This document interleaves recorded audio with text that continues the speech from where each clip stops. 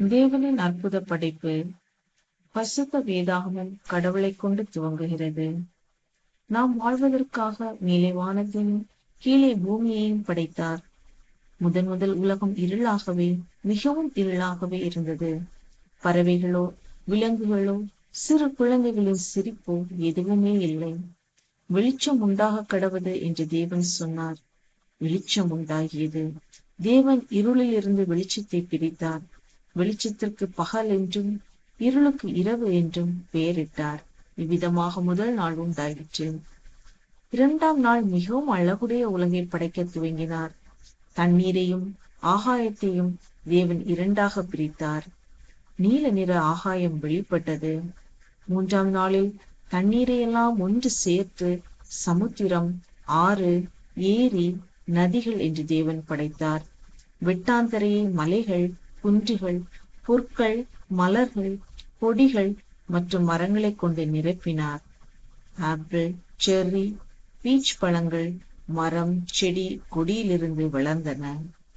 நான்காம் நாளில் தேவன் ஆகாயத்தில் மஞ்சள் நிற வட்டமான ஒன்றை உண்டாக்கினார். அதுதான் சூரியன். இரவில் பிரகாசிக்க சந்திரனை படைத்தார். பின்னர் நட்சத்திரங்களையும் படைத்தார். ஐந்தாம் நாளில் எங்கும் இரைச்சலாக இருந்தது.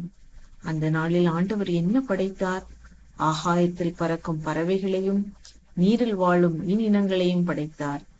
அவைகள் அளவோடும் வடிவோடும் வண்ணங்களோடும் இருந்தன.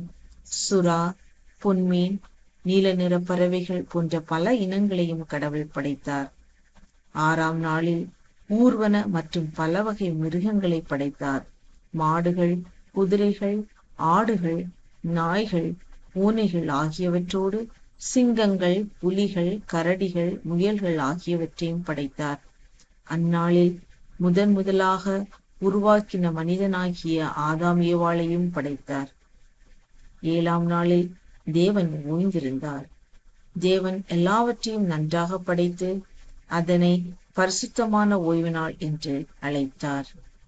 ஆம், நாம் இந்த உலகில் பிரமிக்கத்தக்க அதிசயமாய் தேவனால் உருவாக்கப்பட்டோம். அப்படிப்பட்ட தேவனை நாம் துதிக்க அழைக்கப்படுகிறோம். சங்கீதம் 139:14. நான் பிரமிக்கத்தக்க அதிசயமாக உண்டாக்கப்பட்டபடியால் உம்மை துதிப்பேன்.